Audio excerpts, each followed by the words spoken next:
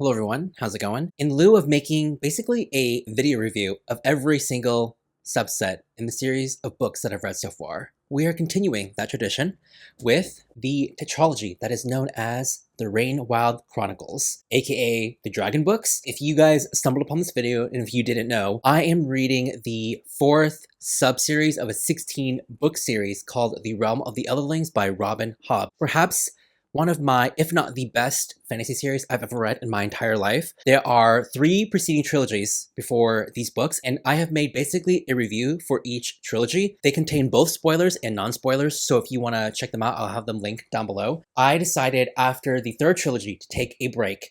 Not gonna lie, I'm kind of upset myself because I kinda forgot a lot of the, sort of like the minor characters in previous trilogies, because a lot of those characters appear in this sub-series. I'm gonna give you the non-spoiler version first, then I'm gonna go into spoiler territory. One thing before I go on, do not start with this series first, because I cannot count how many comments or DMs come to me and say, hey, I don't know which series to start. I actually read this series first, and they would be talking about mainly The Last Ship Trader, which is the 2nd trilogy. It's a common mistake that a lot of people make. Basically, any trilogy that starts with the word assassin, you read first, okay? And the 2nd trilogy goes into the Last Ship Trader trilogies, like pirates, sea serpents, talking ships, different part of the world, following a plethora of different characters. Because the 1st trilogy is like first-person point of view, 2nd trilogy is just like a bunch of third-person other characters. The 3rd trilogy goes back to Fitz as he's older. And that's all I'm gonna say. Okay, the 3rd trilogy, I think by far is my favorite.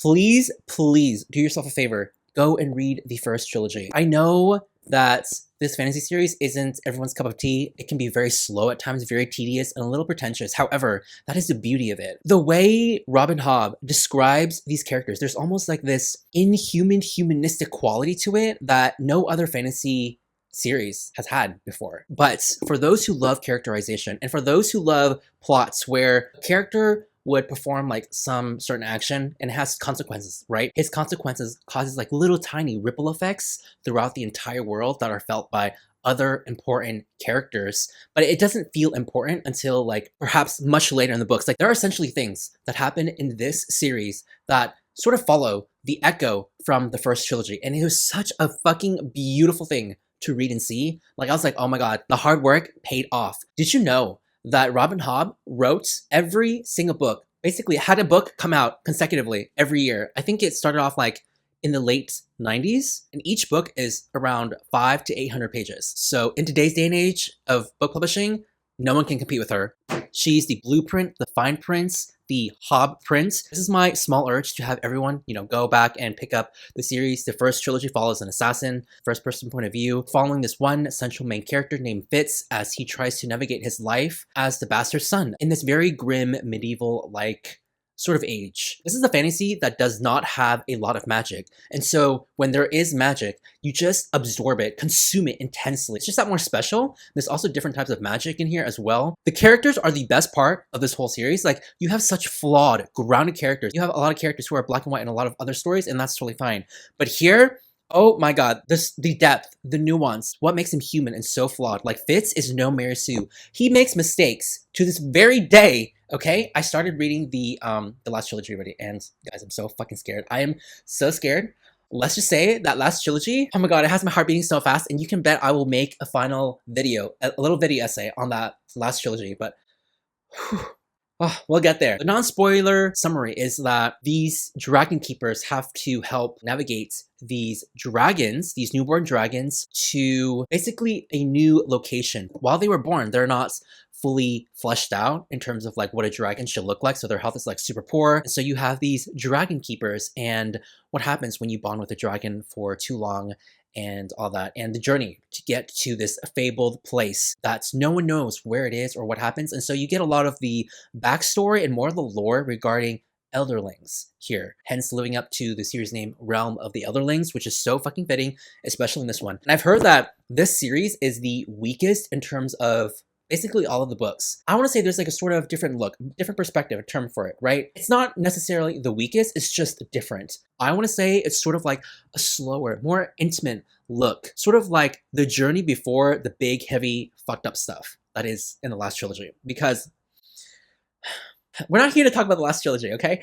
But I'm just saying, I personally don't think these books are weak. They hold up very well to their own. I gave each book 4 out of 5. There are certain books that are stronger than others, but overall, as a series, 5 out of 5. Listen, even though I proclaim this series is my favorite, each book, the rating is a little bit different. A lot of them are the same, but the Last Ship Trader trilogy, in the first book, Ship of Magic, I gave the book 3 stars. I thought I was so fucking disappointed, but let me tell you, Miss Robin Hobb does not disappoint. Do not doubt her work. Do not doubt. You think that this book sucks? Oh my god, in the next one, there's a reason why you feel that way, okay, with certain characters.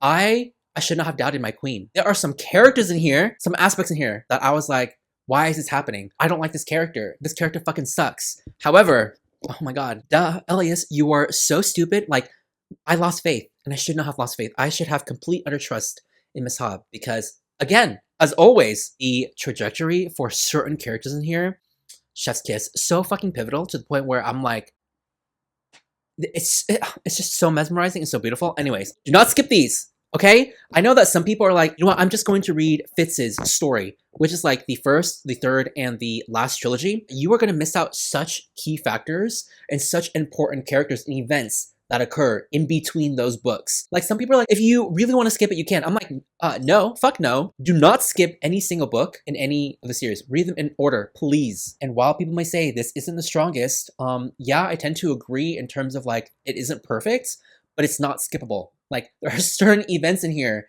that sort of proceed after all of the other events in the previous books. And there are some pivotal things in here that happen that will be later explained or occur in the last trilogy. Go and watch my other videos where I talk about, you know, the first trilogy, the second trilogy, the third trilogy. This is the tetralogy, and I'm urging you, please do yourself a favor. Go and read Robin Hobb if you're a fantasy girly. Like, it is literally a work of art. Like, no one does it like Robin Hobb, ever. Before we get into the spoilers, thank you so much. Please leave. Do not stay for the spoiler section if you have not read it yet, because it's a journey to get here. I know, I understand, right? Each book is really, really fucking long. It's really loaded. It's heavy. There's so much fucking grief. And I know I'm cussing a lot, but this is what the series deserves, okay? That's how you know I'm so passionate about this whole entire series. Like, honestly, 3 years in the making for me in terms of completing or reading and finishing the entire series. Also, even though there are 4 books, I finished all 4 books, okay? In a span of a few days. No, I'm not even kidding you. Even though this is a tetralogy comprised of 4 books, this 4th subset was comprised of just 2 books. And the publisher was like, you know what, that's too long. And they decided to split it into 4 books. If the first book, at the end of the first book, if you made it this far, the ending is like not as what you were expecting, it's because that's the reason it got split. And the ending for the second book, oh my god, so strong, right? So that is just like a little fun fact for y'all there. So anyways, that is it. Goodbye. I'm going to spoilers now. Please fucking leave if you haven't already, if you haven't read it. Go to the beginning. Go, go, go. Dragon Keeper, book 1. So I actually started reading the first book like maybe 30 pages after finishing the third trilogy, which was Tawny Man, right? Because I was like, oh my god, I fucking loved it. It was so good. Tawny Man trilogy was just so, it just hit. And I was like, you know what, I'm just gonna go ahead and try and speed through this so I can go ahead into the last trilogy, because I really desperately wanted to continue Fitz's story. But then I read the first 30 pages and I was like, you know what, maybe I'm just gonna take a break. And I did take a break from the series overall for like a good solid, I want to say like almost a year. Anyways, that was kind of insane because I should not have waited that long. There was just certain key lore that I forgot. So what did I think? I knew that we were going to get new characters. However, I feel like of all the characters so far in the series, they're not the most memorable. I did really like them. And I do want to reiterate what I said before. I feel like this series was more of like a sigh of relief, sort of like the breath before the plunge, the roller coaster plunge, before all hell breaks loose reading the last trilogy. If you know, you know. And this one, while it did have things that happened, it wasn't as much as the previous books. There's just so much more characters in general, I think, more than the Last Ship Trader trilogy. They, I want to say, were not as compelling as the Last Ship. I think it's because we were just following so many kids. Sometimes I'm just like, fuck them kids. But here in the realm of the elderlings, kids play a heavy role in this series, as you can see from Malta, Selden, Intro. You have, you know, those characters in the Last Ship Trader trilogy, but you have Thymera, you have Rapscal, you have Tats, and all of the other keepers of these dragons and all that. We have new characters like Elise and Liftrin, Leftrin. I originally thought when I was first reading his POV, I thought, oh my gosh, he's stealing wizard wood. He is gonna be a bad guy or something. But no, he was just taking that wizard wood to sort of like elevates and amplify his barge ship, which is the Tarman, I believe is his name. And I was surprised for the ship because it was described as like being the oldest and the eldest of the live ships, even though it can't talk. So I thought that was really interesting. I kind of wanted more. I just wanted a little bit more, you know, of the relationship with Tarman because we got so much of that from the live ships, but I get it. This whole focus on here are dragons. Okay, let's talk about the dragons real quick. The blue dragon, Centaura. Oh my god, I'm sorry, but she was so fucking annoying. Every single time, you know, the first 2 books, I'm like, okay, she's like acting like a spoiled, vain, pride bitch. And I understand that these are dragons. They literally don't owe allegiance to anybody. But it was sort of like hard to feel any sort of feeling for them when they are so standoffish, so stubborn, and think they are holier than thou. They are like literally God's blessing on the entire world. I get that to a degree. Not enough to the point where I'm like, oh my god, if some pet or a bonded creature like spoke to me like that and treated me like that for the rest of my life, I don't think I could take it. Even though the keepers really cared for them and really love them, I'm just like, y'all are being gaslit right now into caring for these creatures. And yeah, if they weren't a glamour or anything, would they be enamored as they were, right? Caring for these creatures. And I understand that these creatures are sort of like the rulers, the most powerful like worshipped beings in the world, essentially. I thought it was fine, whatever. But I never really cared once for any of the dragons except for a few of them that sort of had that special bond. The dragon that Cedric bonded with, she felt like she had more empathy, right? For her human, for the human that she bonded with. And she forgave him and all that. We'll talk about Cedric in a minute. But I thought their relationship was the most dynamic. Every single time they would appear on page, I would be so invested in their relationship with each other. But when it came to Thymera and Centaur's relationship, I could not care less. I was so annoyed. I was like, Thymera, this is literally a one-sided relationship. I thought that a book about dragons would make me care about their journey to get there. But you know what? Sometimes midway through, I was like, oh, fuck all of you guys. You guys can go ahead and make it yourselves. Like, you know, good luck. Best of luck to y'all. They would never in a million years have made it to Kelsingra if it weren't for their keepers. Yes, don't get me wrong. Dragons play a pivotal, huge role in the series, but not without the help of humans. There's also like another thing where, oh, if they bond too long or just hang out with humans too much, they like give birth or something to like an abomination. It's sort of like imply that these are the creatures that you encounter in the Liaship trilogy. It just made it really difficult for me to sort of sympathize and empathize with these dragons and their plight and their journey to Kelsingra because I'm like, y'all are so fucking rude and mean. Just show a little gratitude, okay? Like I understand, like in the beginning, you guys are very hesitant. Humans killed you and butchered you. And yes, that played a huge, heavy role, right? You're shaping these other keepers in your own image, an elderling. That is like my whole conundrum with all these dragons that I could be like, I could care less, especially with Tintaglia. Oh my gosh, what happened to her? She just literally ditched a bunch of dragons because she was like, man, y'all are fucking sickly looking. She's like, I'm a strong, able-bodied bitch. You know, y'all on your own. You can care for yourselves. Y'all and your disabilities, your deformed wings, your stumpy legs could not be me. And she just left. You know, this series, I feel like, could have ended, I don't know, if she maybe had been able to help these dragons or something and gone to Kelsingra, because no one ever thought to ask Tintaglia about Kelsingra when she was there. I mean, I guess I couldn't. But I'm like, we could have been saving so much fucking time. And maybe like instead of like 4 books, maybe it could have been like 2 regular novels instead of like split into 4 books. I want to say that the journey to get there in its entirety was very reminiscent of Assassin's Quest. Yes, there was a lot of journeying in here, and I typically do not like to read books that deal with just traveling, long traveling. However, like I have begun to sort of appreciate sort of that type of reading now because you have Assassin's Quest, you have these books, and I'm assuming you will have it in the last trilogy as well. So there's a fuck ton of traveling in here, okay? Anyways, so sorry, we were supposed to be discussing the first book instead of me going off on tangent. The first book I thought was really strong. I really liked it, and even though this was sort of like much slower paced type of read for me, I still enjoyed it. I still liked all the characters. I honestly could care less for Elise, though. Her story to me was fine. It was a little snooze fest, not gonna lie. Every single time her PV came out, I was like...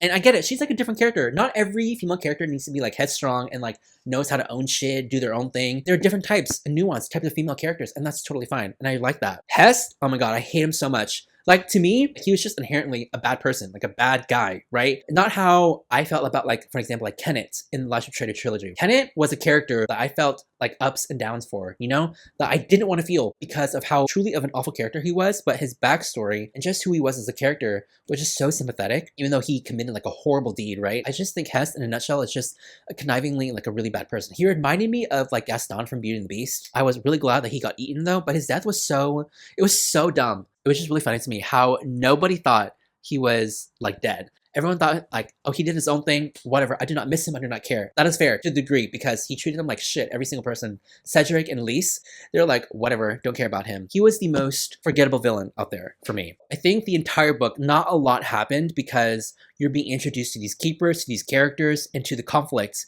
And it takes a while to get to the conflict where they're like, oh, the dragons are like in weak shape. I gave it a 4 out of 5. A weaker 4 out of 5. It wasn't, for me, as bad as the first book in the Last Ship Trader trilogy. I feel like if I go back and reread The Ship of Magic, I would probably give it a higher rating because I was just so shocked at just how so much setup there is in The Ship of Magic, as well as unlikable characters. I feel like I didn't like a single character. If I did not read Ship of Magic or the Last Ship Trader trilogy and I went into this, oh my god, this would be easily a 2-star read. But Ship of Magic, from point A to point B in Madship, indescribable, right?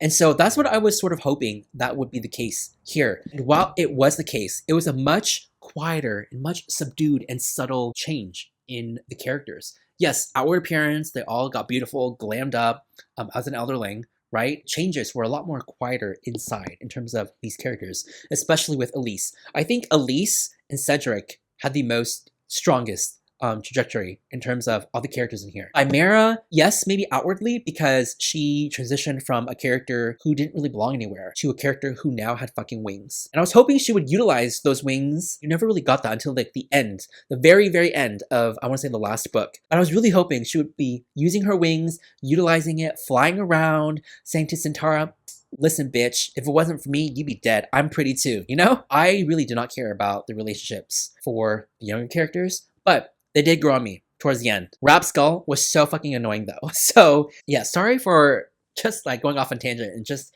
being really chaotic. So second book, Dragon Haven, book 2. I did think this was miles better than the first book. And it does make sense when you think about how they were originally just one book in general. But I did think that so much more happens with this one. The journey, the characters. Cedric, oh my god. Cedric, I think, had the biggest change in terms of character growth. While he and Elise were also in an abusive relationship, for the most part of the book, he sort of like anchored himself to that relationship and didn't really view himself as a person outside of it until he did. We're getting queer characters. I love to see it. Seeing that incorporated in here was a pleasant surprise, to say the least. But I really liked Cedric's relationship with his dragon and how he originally was going to harvest the dragon's blood to sell it, which, by the way, I thought was a really interesting conflict to have in this book, where the Duke of Chalced was trying to harvest dragon parts to regain his youth and live young. And oh my gosh, what happened with poor Selden, by the way, was horrific. Oh my gosh, speaking of Selden, honestly, I really, really liked reading his POV because, of course, he's from the Last Ship Trader trilogy,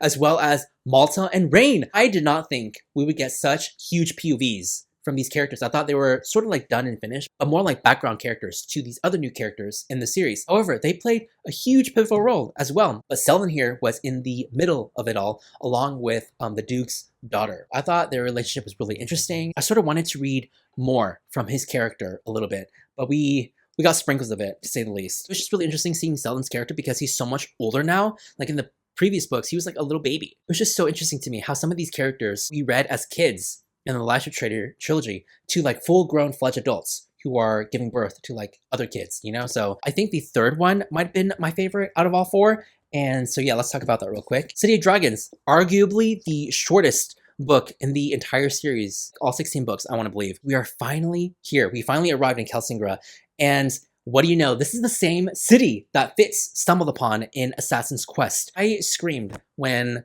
Elise found his like fire pit in like the broken window, and I was like, oh my god, Fitz was there. Like, I get so excited because I'm like, oh my gosh, characters crossing paths, not necessarily with each other, but with the things or actions that they left behind. And she was like, oh my god, Brabskull, how could you do this? But he was like, oh, I didn't do that. I found that. And I was like, it was Fitz. It was Fitz, and that was so cool. I wanted to know more about, you know, the city ever since Fitz stumbled upon it, the Elderling city, and how it like worked and all that. And it was really interesting reading about the technology that the Elderlings had, combined with what they used to make all of this, which is silver. Reading about silver here for the first time was really interesting because you pretty much already know what it is, sort of, how it was mentioned in like the past trilogy and along with Assassin's Quest with Verity and all that. Reading about it here and just knowing more about Silver, really cool, really interesting. I wasn't sure if we would get some more insight on how people are able to use Silver to their advantage. Like I understand like, ooh, maybe the elderlings would be given some immunity here. But no, that's not the case. If a drop of silver touches you, a human being,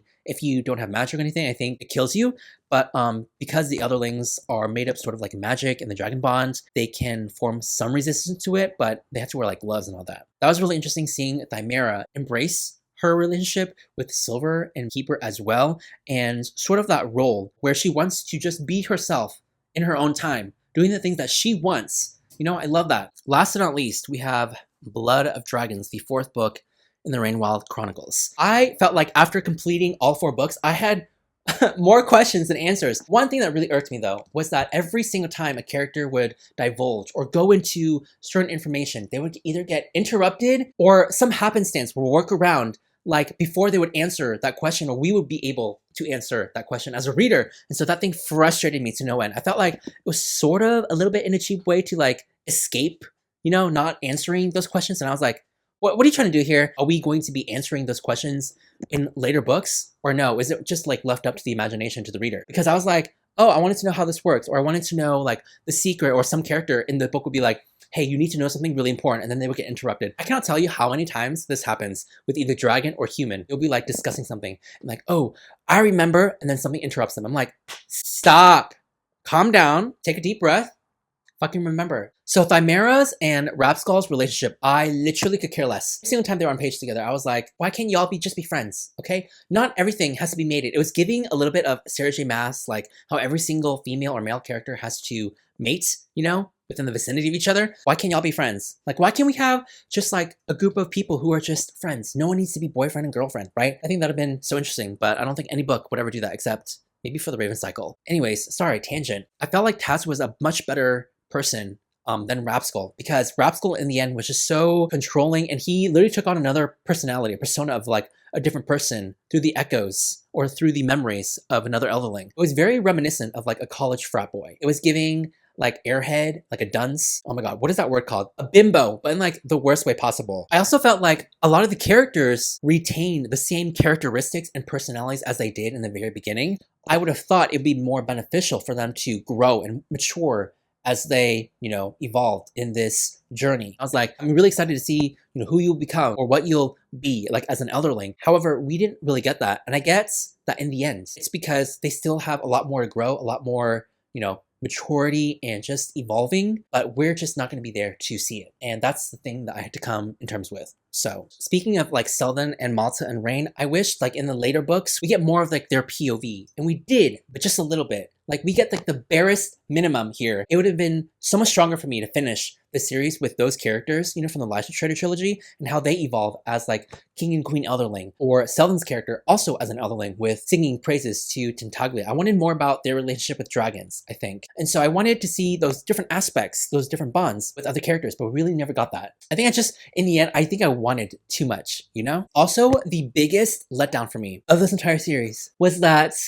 we were told and not shown so many instances where the big battle, oh my god, are you fucking kidding me? We get that in the form of a letter with Selden or some character describing the events that went down between the dragons and the Duke of Chalced. I wanted more, but instead we're just told like, oh, this happened. The dragons did this, they saved Selden, and that's it, done. I'm like, what? We were literally getting into the best nitty-gritty parts of the book, but instead we didn't get any of that. We got just a letter explaining everything in one page. And I was like, excuse me? But that's what I noticed though, in sort of like big, huge events, we are never there. Even in Assassin's Quest, literally Fitz is away from like the big battle. He's always like behind the scenes. If he's in it, he's not in it for long. He's just there covertly, secretly, almost like pulling strings behind the scenes. And that worked because it's Fitz and he's an assassin.